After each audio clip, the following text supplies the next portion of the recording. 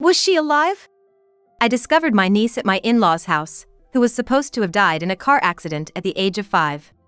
In the portrait, she was supposed to be smiling, her cute face round, but she was so emaciated that I couldn't believe it was her unless I heard her voice. Help me. I want to see Mom. Her hands, seeking my help, were too feeble to grasp anything. From this moment, I came to know the darkness of my in-laws' house. I got married to John, who was 3 years my senior, at the age of 25 after meeting him at work.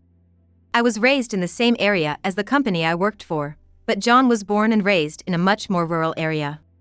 When we went to inform our marriage, we were greeted by endless pastoral landscapes after hours of driving by my husband. And the biggest house in the area was John's family home, the most powerful lineage there. Well, it's a bit formal, but Kelly, you don't have to be so nervous. John smiled at me, but it was impossible not to be nervous. The house was a single-story house, imposing like a small castle, with a well-maintained large garden. At this moment, I was overwhelmed, realizing I was marrying into such an impressive family. But at the entrance, a kind-looking woman and a child welcomed me. Hello. The one who greeted me energetically was Mia, my brother-in-law's daughter, and next to her, smiling quietly, was Sarah, his wife. Nice to meet you. I accidentally bit my tongue, and Sarah said, "It's okay," comforting me. I heard she takes care of the house and the garden all by herself. We planted that tulip together. Mia pointed to a flower bed full of tulips, one of which was red. Mom loves flowers. Thanks to Mia and Sarah, I finally started to relax. What are you doing, chatting away at the entrance? At that moment, a man's angry shout came from the back of the house. Dad is calling, we need to go inside. John hurriedly went inside, and I quickly followed. Waiting in the living room were Sam, my father-in-law and brother-in-law. They looked me over and muttered, "So, this is her. What does that mean?" I was stunned. "This is Kelly, my fiancé," John said, prompting me to hastily bow. "Nice to meet you. Hey, bring some coffee quickly." But my greeting seemed unheard as my brother-in-law commanded Sarah, who hurriedly brought a tray. Such a slowpoke. Sam clicked his tongue annoyingly, and Sarah apologized, saying, "I'm sorry." I felt uncomfortable with this situation. "Kelly, you must be tired, sit on the sofa." John, seeing me standing the whole time, offered me a seat. "You should be more aware of your role as a woman. Get to the kitchen and start working." My father-in-law's words shocked me, but my husband intervened.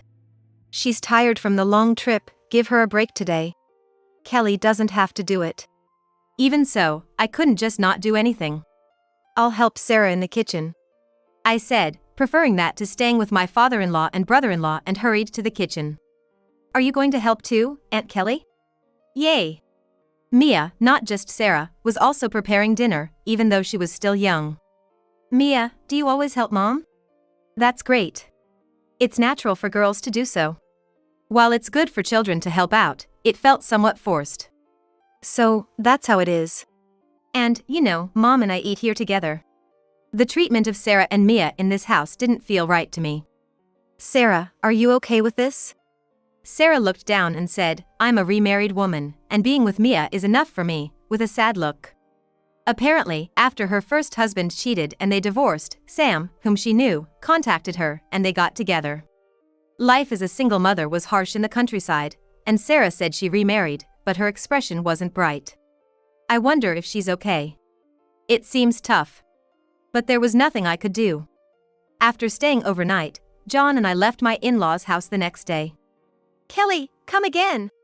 Mia, who had become quite close, waved at us energetically as we drove away.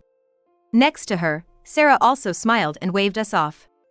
At that time, I had no idea that this farewell would be our last. A few months later, one summer evening while we were having dinner, we got a call from Sam. After hanging up, John looked terribly somber. "What's wrong?" "Sarah and Mia, they died in a car accident." "You're kidding." I fought back tears, remembering the day we parted from them. "Then, we need to rush to your parents' house to help with the funeral. That's the thing." John hesitated, avoiding my gaze. "They died a week ago, and the funeral's already over." "What?" Since Sarah was a remarried spouse and Mia wasn't Sam's biological child, they didn't invite people. "No way." Right. It's too cruel. John looked down, tears spilling over. He was aware of his father and brother's treatment of Sarah and Mia and had subtly warned them, but was harshly told, stay out of it. He had shared this with me before. That night, we couldn't sleep, tormented by our inability to have done anything for Sarah and Mia. Half a year later, we were directly invited by my in-laws to come back for Christmas, to meet the neighbors. We've postponed our wedding after what happened, and now, with the gathering, the family insists on celebrating. John explained, seemingly cornered into agreeing by his father and brother. I'm sorry to ask, Kelly, but would you come with me? He asked, looking guilty. Despite my reservations, I agreed. But, celebrating after what happened to Sarah and Mia this summer, is that okay? John seemed to agree. It felt somewhat disrespectful, but if that's what my in-laws wanted, we couldn't say no. Hoping to fill a void, we headed to my in-laws. Arriving, it was bustling like a festival, leaving me dumbfounded. It seemed relatives and local folks had gathered. Sam noticed us and approached. Thanks for coming. This year was significant because Kelly became part of our family. I wanted to introduce you to everyone on this joyous occasion. I appreciate that, but given what happened with Sarah, it feels a bit awkward. Outside, the flower bed Sarah had cared for during my first visit was now neglected. Overrun with weeds. Observing Sam's demeanor, he showed no sadness, instead smiling cheerfully. Truth is, Sarah and I weren't getting along well. I was planning to divorce her, so I don't feel much sadness. His casual tone made me shiver. Despite the lack of love, his indifference to losing his wife and child was chilling. By the way, have you guys had any kids? We were unsuccessful, so we're counting on you. Sam slapped my back lightly and moved on to greet others. Unsuccessful? His words eerily lingered, prompting me to shake the thought off. Feeling a chill, my father-in-law approached with a stern face. Thank you for inviting us. You still have that boyish haircut? Women should grow their hair out. He interrupted, glaring at me. My hair barely reached my shoulders. Reminded of his fixed ideas about women from my first marriage greeting. He even took the glass I was about to drink from. Show more awareness as a woman. Cooking and cleaning. Preparing drinks is a wife's duty. Once again treated like a servant without a proper welcome, I was dumped into the kitchen. John, noticing my distress, came to check on me but was quickly summoned back by his father for drinks. In the kitchen, relatives who seemed to have been helping gave me cold looks and left without greeting, saying, the main house's wife finally shows up. So this is how the holiday ends. I slogged through the mountain of dishes alone, disheartened. It seemed they just needed a maid, not a celebration. Sarah must have gone through this every year. I had braced myself for something like this. Yet, helping alongside Sarah and Mia might have made it bearable. Remembering their smiles made me feel lonelier. Hours passed, the family and relatives started heading out for a walk. Let's get ready. As I rushed out of the kitchen, my father-in-law glared. The wife's job is to clean and prepare drinks. Stay and work when we return to drink again. That's unfair to Kelly. I'll stay and help her. John intervened, but his father scoffed. Is your wife the kind of person who makes men do housework? Intimidated by my father-in-law, John visibly shrunk. It's okay. Go on without worrying about me. Reluctantly, I answered, and John looked at me with an apologetic gaze. I'll be back in an hour. Don't do anything extra, just what you were told. Confused about what he meant by anything extra, I asked, huh? My father-in-law then pointed towards a room I had never entered. Don't ever go into that room. You're still an outsider to me. Leaving that behind, they headed off to the walk. Alone in the now quiet house, I sighed deeply and began preparing for the after-party. The journey here was long, and since arriving, I haven't had a moment's rest from housework, becoming utterly exhausted, but I couldn't rest yet. While washing dishes, drowsily, I accidentally let a plate slip from my grasp.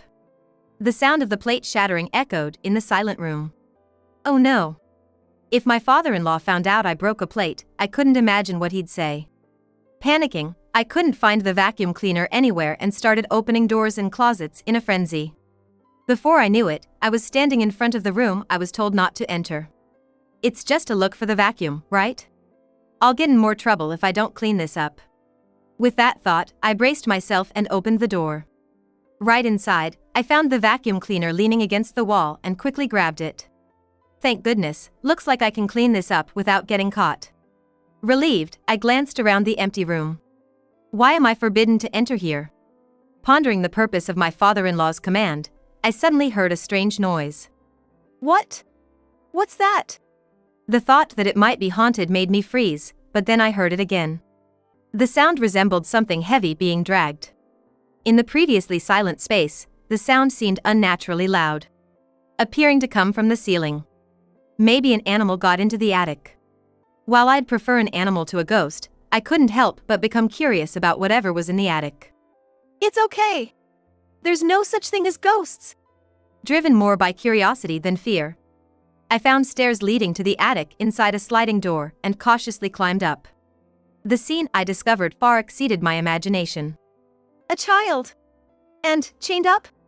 In the dark attic covered in cobwebs, a small girl crouched, chained in such a way she couldn't escape. I couldn't tell if what I was seeing was a ghost or reality, and I panicked. I'm hungry. The voice sounded familiar. My heart pounding, I rushed over and brushed away her long bangs, gasping. Mia, is that you? You're alive? The child was Mia, who was supposed to have died in an accident with Sarah half a year ago. She looked faintly at me. Though emaciated, there was no mistaking it was her. It's Kelly, do you remember me? Kelly? Can you help me? I want to see Mom. The chain was hung high up, out of reach for a 5-year-old. I unhooked it and carried her to the kitchen. After making some porridge and feeding it to her slowly, color started returning to Mia's cheeks. Why were you in such a place? There's no way she could have ended up there by accident. Where's Mom? I want to see her. Mia suddenly started crying, which felt odd. I cried so much, but Mom never came once. Is Mom okay? It was as if she didn't know about Sarah's accident. Mia, do you not know? Know what? Unable to tell her the truth, I stumbled over my words and quickly changed the subject. Were you always in the dark? Yeah. Uncle and Grandpa locked me up. I was scared. Uncle referred to Sam, Sarah's husband after remarrying, who Mia never called Dad. Why would they do something so terrible? Whatever their intentions, it wasn't safe to stay. I wrapped Mia in a blanket and hid her in the back seat of my car. Kelly, are Mom's flowers in the garden blooming? While being carried away, a now drowsy Mia mumbled. In Mom's garden, there was one red tulip. She said there's something important there. Huh? About to drive off, Mia's words stopped me in my tracks. If something scary happens, pass it to Kelly and John, Mom said. The garden was pitch dark, and the withered flower bed left no trace of what once grew there. The tulips. I remember they were blooming over there. As I pondered what to do, my father-in-law and the others returned. Why are you outside? Is the food ready? We ran out of drinks completely, so I was about to go buy some. I hastily made up an excuse, then forcefully grabbed John's hand and headed to the car. I don't know any stores around here, so could you guide me? Okay, you drive then. John, perhaps sensing something was up, obediently got in the car with me. My brother-in-law tried to stop us, saying, "There's no store open at this hour," but I skillfully avoided him and drove off. What happened? John seemed to think I had bolted because I couldn't stand doing housework anymore. That's when I told him everything about Mia. I can't believe such a thing has happened. Naturally, he was shocked, sobering up instantly.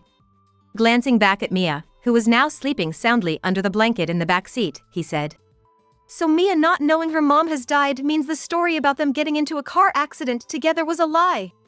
Seems like it. Even piecing together the little information we had, we couldn't understand why this had happened. So, I made up my mind. After I take Mia to a safe place, I'll go back to my in-laws' house to look for what Sarah hid. It's dangerous to go back. I'll go. No, John, you probably don't know where it is. Indeed, it might be dangerous, but I had to know what she wanted to tell us and my husband.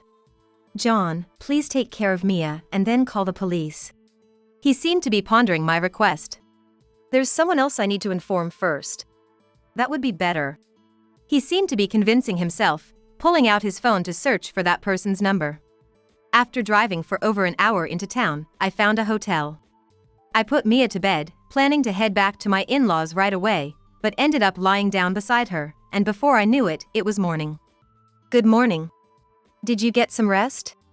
So, you're really going back home? John's gentle expression almost softened my resolve, but I nodded. I have to clear Sarah's name. But it would be better if we went together, wouldn't it? That would put Mia in danger. I understood his feelings, but I couldn't compromise on this.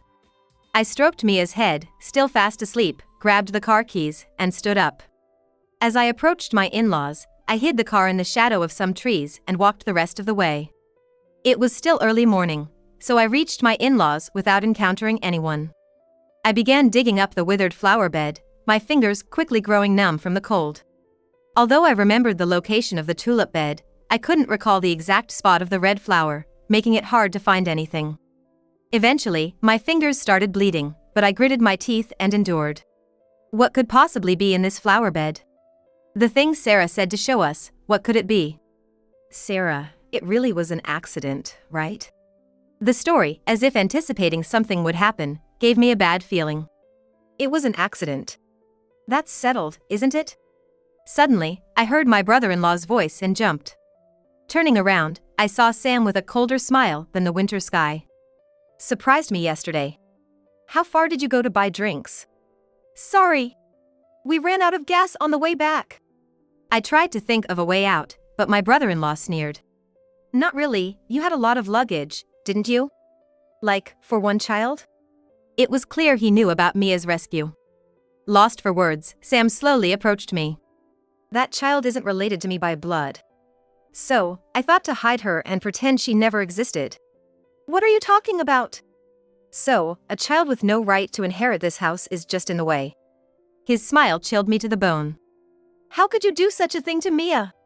Someone will find out, and you won't get away with it. Right. That's why no one knows. Those who find out can just be hidden away. Sam reached out to grab me, but I was so terrified I collapsed into the flower bed, unable to stand. Stay away! Instinctively, I grabbed a handful of soil and threw it at him, which made him flinch slightly. As I reached for more soil, I found something buried. It was a diary wrapped in a plastic bag. Sarah's name was written on the cover. This is it!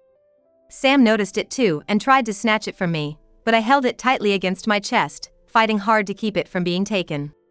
Despite my efforts, I couldn't match the strength of a man and was beaten repeatedly, struggling to stay conscious. Just then, a sharp stop rang out, and turning around, I saw a burly man glaring at Sam, with John kneeling beside him, gasping for breath. Why are you here? The man demanded, "Give me back my daughter, Mia," from Sam, grabbing him by the collar and dragging him. Shockingly, this man was Mia's biological father. John had told me last night that he was an old friend of John's who had learned about Sarah's death by chance and had been in touch since then. Mia's father claimed our divorce was a setup. Sarah had believed her husband was having an affair, and he had been led to believe the same about her, leading to their divorce due to these misunderstandings. However, upon further investigation, the evidence of the affair shown to them was all fabricated, orchestrated by Sam. But by the time the truth was uncovered, they were told Sarah and Mia had already passed away. The man pulled Sam away from me and confronted him. "Is it true you've been treating my child horribly?" Well, what can you say without evidence? Sam remained unfazed, probably having quickly cleaned up the attic where Mia had been hidden. There's Mia's testimony. Kids' words aren't reliable. How do you plan to catch me? Sam smirked confidently until Mia's father silently pulled something from his breast pocket. Wait, you're a cop? Though briefly taken aback by the police badge, Sam retorted. I have connections in this region's police force. I can get you fired. However, the man remained completely unfazed. Is that all right with you? But the man was unfazed. I rank higher than that. I usually keep it under wraps due to investigative reasons, he replied in a low voice, making Sam tremble. And you intentionally caused the divorce between me and Sarah, right? He continued, causing Sam's complexion to change. Finally handcuffed, Sam glared at me. All your fault for meddling. Ever think of reflecting? Plus, the accident that killed Sarah was orchestrated by you, right? I had seen Sarah's diary, where she wrote, He wants my insurance money and told me to go to the other world, hurriedly hiding it after Sam's threat. The diary indicated Sarah tried to escape with Mia during her capture, but it seemed unsuccessful. Reading through this might reveal more evidence. Please, I don't want to get caught. Help me. To my surprise, Sam suddenly began begging. Then, my father-in-law, alerted by the commotion, came out shouting, "What's all this noise?" As usual, he was belligerent, but Sam pointed at him. I just followed Dad's example. He did the same to Mom. His sudden confession turned my father-in-law's face red with anger. Don't talk nonsense. It was all Dad's instructions for what happened to Sarah and Mia. He's the one at fault. Amidst their argument, Mia's father stated, "You'll be coming to the police station as well," and shoved him into the car without discussion. Never thought it'd come to this. As the car drove off with both men inside, I sat down, dumbfounded. John comforted me, "You did well." Later, I was informed that Sam was officially arrested, and both the mistreatment of Mia and Sarah's case would be prosecuted. It also came to light that the supposed natural death of my mother-in-law was actually orchestrated by my father-in-law. Now, both men will likely never leave prison, and I hope they forever regret their actions in their dark cells. Mia was taken in by her father and now lives with her grandparents in their family home. When I last saw Mia, she smiled at me just like the first time we met. When Kelly Aunt saved me, I was so happy. Thank you. As I wiped away her farewell tears, they felt incredibly warm. I wish for this child, who suffered under a twisted tradition, to find greater happiness than anyone else. John and I continued to wave at the car carrying Mia and her father until it was out of sight.